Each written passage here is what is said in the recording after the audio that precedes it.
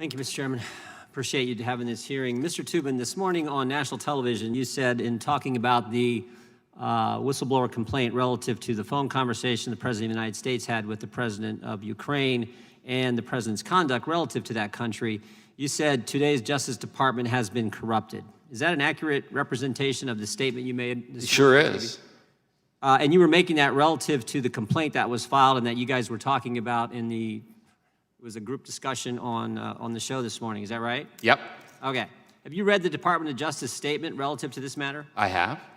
Can I just read it I might just read it here so we all have it. The President has not spoken with the Attorney General about having Ukraine investigate anything relating to former Vice President Biden or his son. The President has not asked the Attorney General to contact Ukraine on this or any other matter. The Attorney General has not communicated with Ukraine on this or any other subject, nor has the Attorney General discussed this matter or anything relating to Ukraine with Mr. Giuliani. You're familiar with that? I am. And you stand by your statement that I the sure Justice Department is corrupted, and it's based on what the whistleblower said in the complaint. No, it is not based entirely on that. I just asked you what you were talking about, the whistleblower, and you said it was based on the whistle. You said the Justice Department is corrupted based on what you saw in the complaint. It was based on the whistleblower's complaint. It was based on the partial... It was based on the whistleblower's complaint? In part, and if you let me finish my answer, it is also based on the further...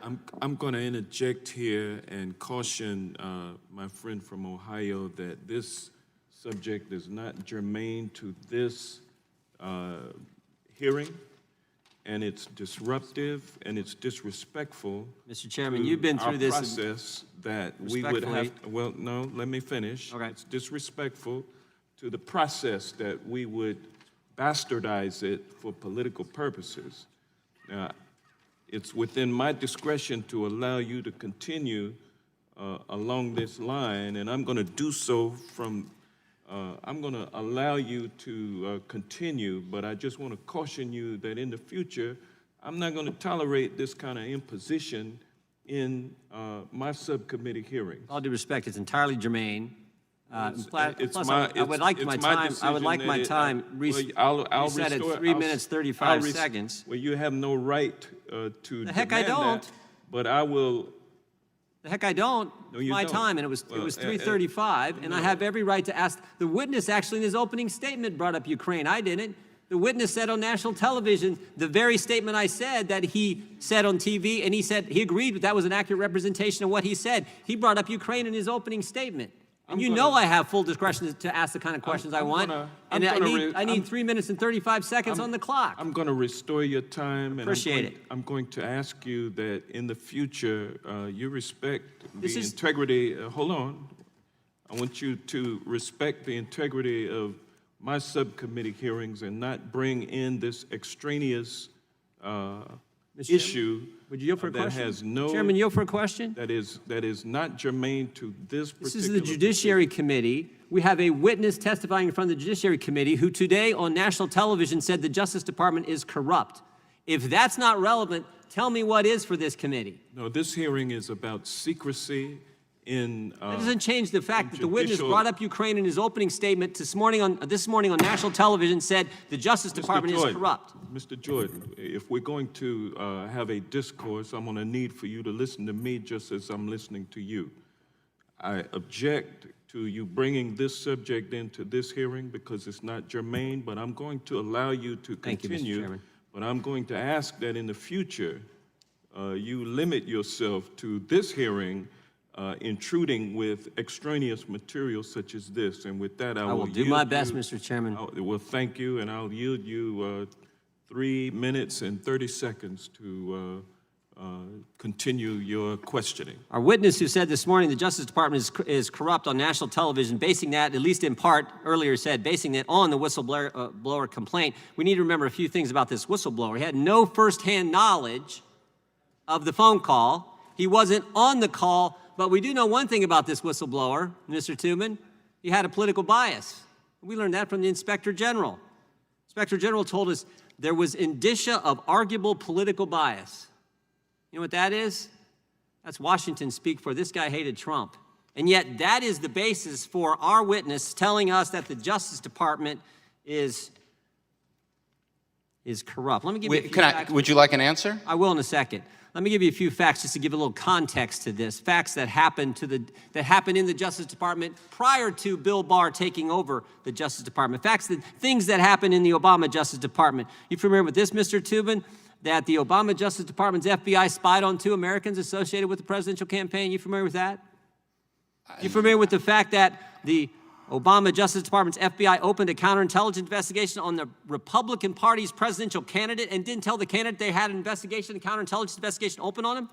Didn't tell him what was going on?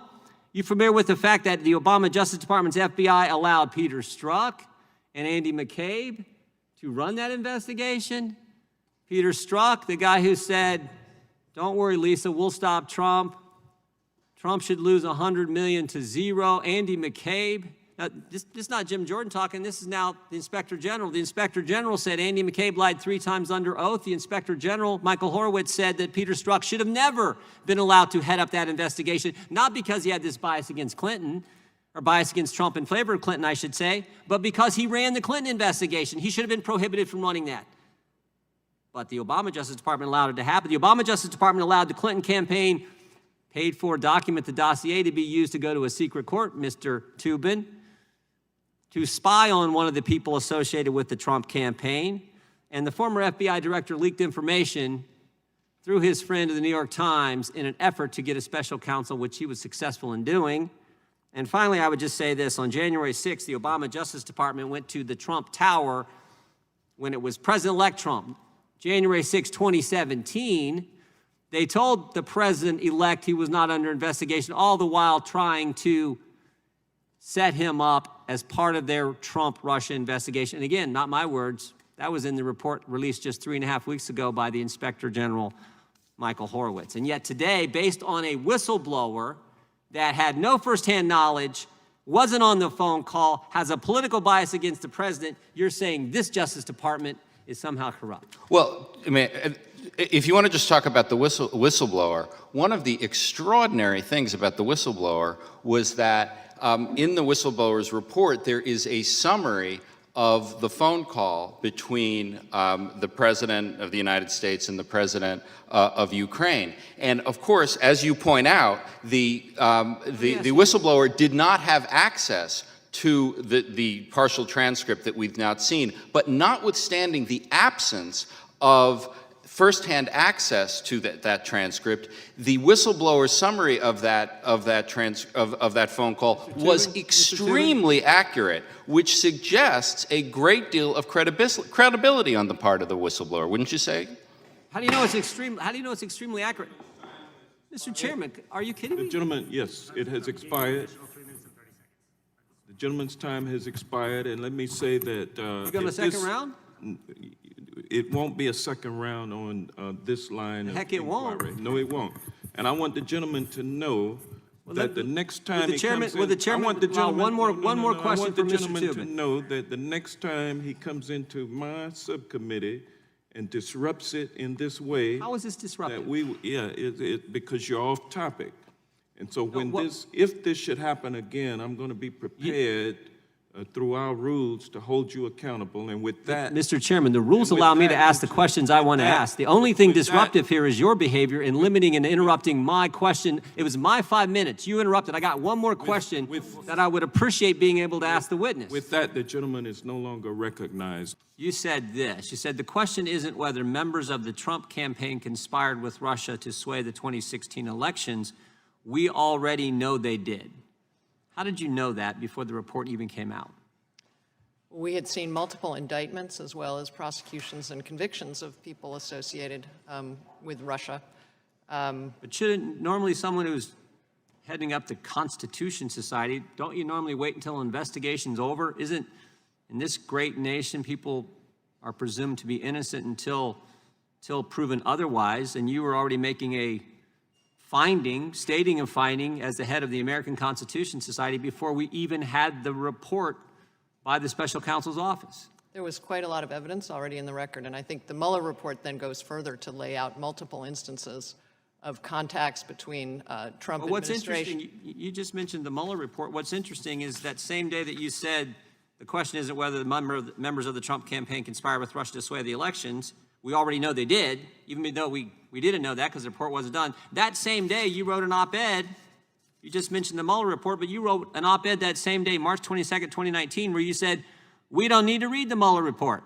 And now you're telling us we do. So before the report came out, before Bill Barr said anything, you said, we already know he's guilty, and oh, by the way, don't read the report. Sir, Now you're telling us we should read the report? The point was a rhetorical one, that there is already so much evidence out there That's that not what I Congress got the needs headline to right here. examine. We don't need to read the Mueller report. You wrote that, right? I didn't write the title, actually. If you read the body of the opinion piece, you will see that it says Congress needs to get this report. So, Well, here's what you wrote there. Well, just second paragraph. Mr. Mueller's report may never go public, but we don't need a peek at the recommendations anyway. So did you write that? I did. Okay, so you did. But now you're telling us we should read the report? I do. Yes, there's much more in there. Let's read the report We on page 2. knew a fair amount already, but now we know more. And I think read- Congress needs to actually see the full report and the evidence underlying it, Let's and read the report. Let's read the report. understand how Russia interfered in our elections, which again, I will state, I said- think it's troubling that your side of the aisle doesn't seem to want to examine. I think it's troubling that the head of the American Constitution Society said, we already know that he did something before the report was final. Now you're telling us to read the report, and I'm going to read it on page 2. Page 2. The investigation did not establish that members of the Trump campaign conspired or coordinated with the Russian government in its election interference activities. So now that you're first you said don't read the report, now you're saying read the report. I'm reading the report, and it directly contradicts what you said as the head of the American Constitution Society. And of course, the Democrats think it's fine and appropriate to have the head of the American Constitution Society come in here and lecture us today and tell us today how we need to move towards impeachment. I mean, I fail to get it. I fail to get it. So what do you say about that sentence right there on page 2, that now that you've changed your mind and say we should read the report, where Bob Mueller says, the special counsel's office says, the investigation did not establish that members of the Trump campaign conspired or coordinated with the Russian government in its election interference activities. Well, I think it's unfortunate that you actually haven't read the opinion piece, which does say that Congress needs to see the full Mueller report. That is what the opinion piece We're says. talking about what you wrote, what you That said, is and what Bob Mueller said. You said, don't exactly read the what the report. opinion piece says, that Congress needs to get the full Mueller report. I think, Mr. Chairman, So, here's what's interesting. We have a witness today who, before the Mueller report was out, said, we already know the president's guilty.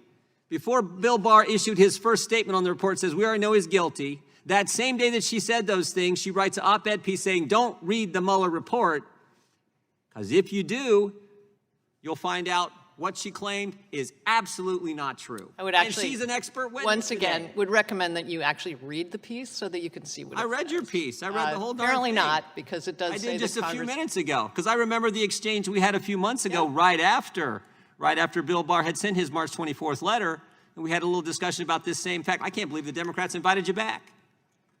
As I said, it's really unfortunate that you don't actually bother to read beyond the title. Mr. Chairman, think I got the 20 seconds. gentleman- I got 4 seconds. I did read, you and you did know what? that. I did not follow her advice. I read the Mueller report. She's telling people not to.